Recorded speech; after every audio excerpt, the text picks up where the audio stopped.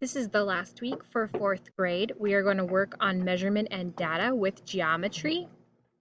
Here is a list of the standards that we will cover with measurement and data for 4th grade.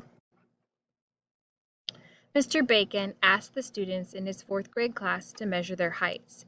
Here are some of the heights they recorded. List the 4 students from tallest to shortest. I want you to pause the video and do this for me, please. It doesn't matter how you tackle it, just work through something.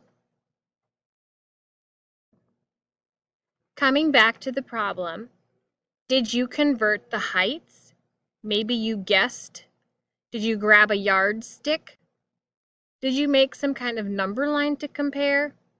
Well, how can we make sure who is taller between yards and feet? I will convert them all to inches. However, there is an unlimited number of ways to order them. You could convert them all to yards, all to feet and inches, and then do your comparison.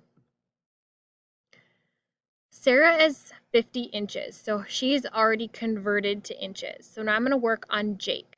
We know there are 12 inches in 1 foot, so 4 1/4 foot would then be 4 feet times 12 inches plus 1/4 of a foot times 12 inches. And 4 times 12 is 48. 12 copies of 1/4 is 12/4, which we know is the same as 3, so 48 plus 3 is 51 inches. Andy is 1½ yards. We know there are 3 feet in 1 yard, so I will convert 1½ yards. So I decomposed 1½ into 1½, each multiplying them by 3. So 1 times 3 is 3. Half times 3 is 3 copies of 1/2, which is equal to 3 plus 1 whole plus a half, which is 4½ feet. Now I need to convert that 4½ feet into inches. Again, 12 inches is 1 foot. So I decompose one more time.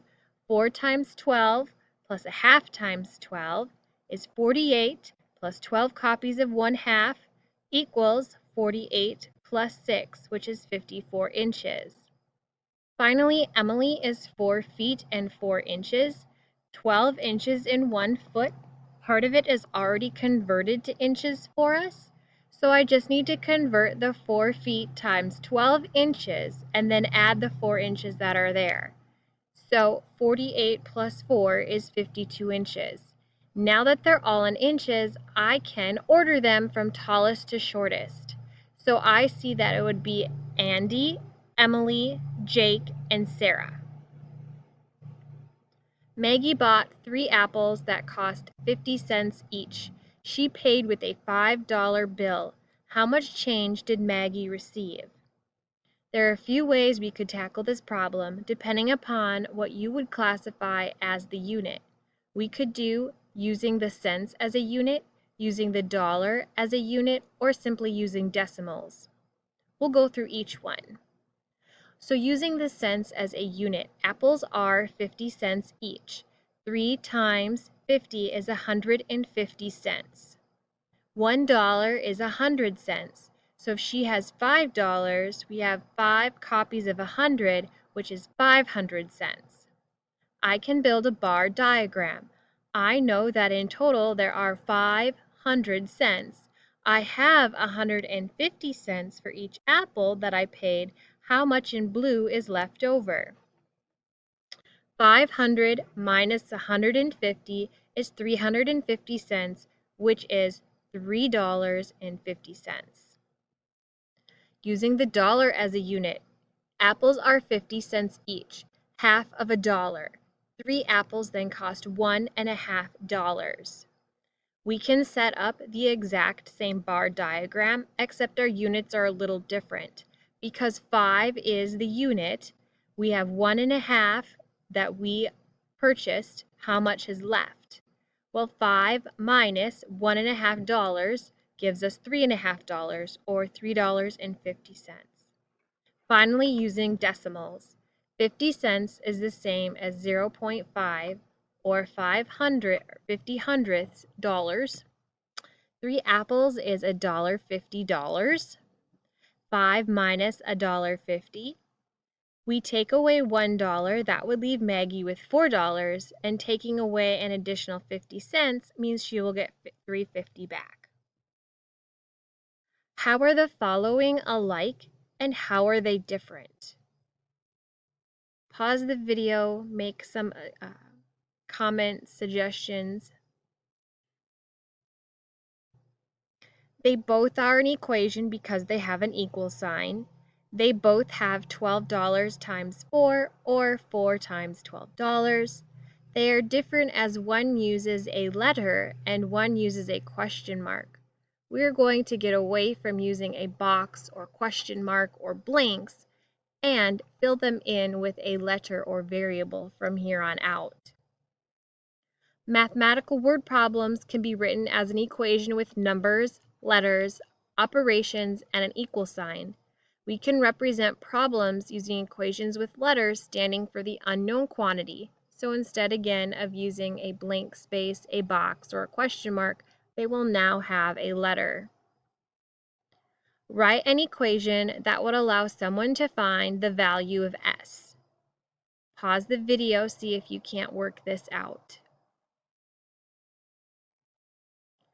50 milliliters plus 20 milliliters equals the whole value of S. So 5 plus 20 is S. Use a model and write the equation of the following statement.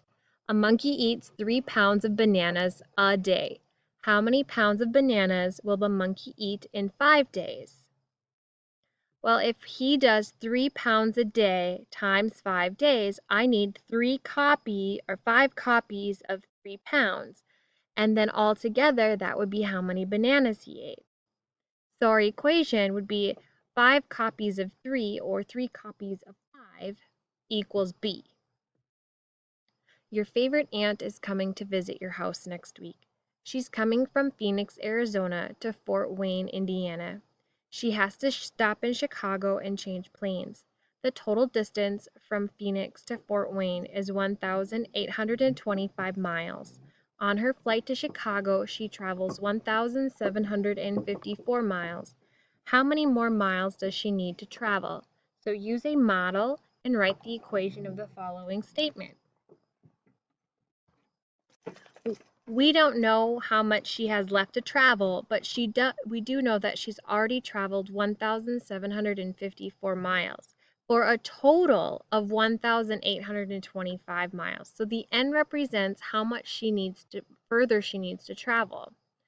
So our equation is what she needs to travel n plus how much she's already traveled for a total distance of 1,825.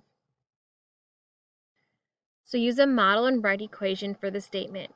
While helping with the laundry, JP found 13 nickels in a pair of pants and 6 quarters in a jacket. How much money did JP find? Well, we know that 13 nickels is the same as 65 cents. 6 quarters is the same as $1.50. So how much money did they find altogether? Well, we would need to add the nickels plus the quarters for the total amount of money that we have. Grade 6, 4, 5, and 6 celebrate the last day of school together. Each grade receives 20 gallons of fruit punch. If there are 425 students, will there be enough fruit punch for every student to have 2 cups? The teachers decide to make this a fancy celebration and plan to serve the punch in 19-quart decorative containers. How many containers will each grade need? Should be quart. Okay. From previous lessons, we already know how to solve multi-step word problems involving adding, subtracting, multiplying, division. Let's apply these while we're working with measurement. We know that there are 3 grades. Each grade receives 20 gallons. There are 425 students. Our goal is that each student gets 2 cups. 3 grades times 20 gallons means that we need 3 copies of 20, so 60 gallons altogether. How many cups is that 60 gallons then? Well, 1 gallon is 16 cups. So I can take 60 gallons times 16 cups for a total of 960 cups. But we also need to know how many cups we need for our students. So if I have 425 students, each student getting 2 cups, I get 850 cups is what we need. So yes, since 850 what we need is less than how many we will have, we certainly will have the ability to have each student have 2 cups. Further, we also need to talk about how many decorative containers we need. So I need to know how many quarts there are. Well, there are 4 quarts in 1 gallon, but we have 60 gallons times 4 quarts. So altogether, we have 240 quarts of juice. We need to divide that by 19 to determine how many containers that we need. So 240 divided by 19. Using our partial quotient, we can know that 19 times 10 is 190. So when we subtract, we have 50. 19 times 2 is 38, leaving me with 12 left over. As a reminder, I take the pieces that we multiplied 19 by, add them together, and that is our division, or our result. So we will need 12 with 12 left over, so we'll have 12 quarts left over. Aha! So we will need to upgrade to 13 containers for the 3 grade levels so that all of the juice fits in a container. Maya read for 1 hour and 23 minutes each day for 5 days. If it took her 4 minutes to read each page, how many pages did she read in the 5 days? Well, I know that 1 hour is 60 minutes. So if I have 1 hour and 23 minutes, that would be 60 minutes plus 23 minutes, so 83 minutes per day. But she did this for 5 days. So we can still use our area model, breaking and decomposing 83 into tens and ones. So 5 times 80 is 400. 5 times 3 is 15. So 400 plus 15 is 415. So she read 415 minutes in 5 days.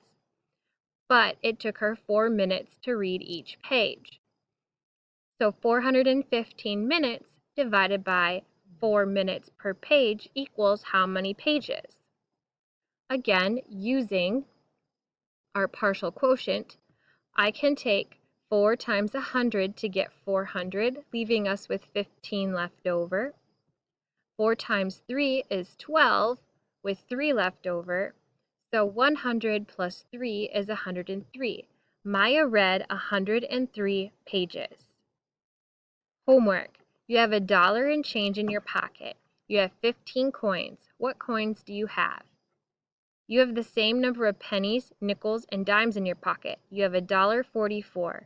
You don't have any other coins or bills. How many of each coin do you have? You have $1 in your pocket. You only have pennies, nickels, and dimes. You don't have any quarters or other coins. What coins are in your pocket? Suggest a possible solution to each of the above problems. Submit your responses in the Pocket Change discussion board. Then you need to respond to 2 of your classmates' responses.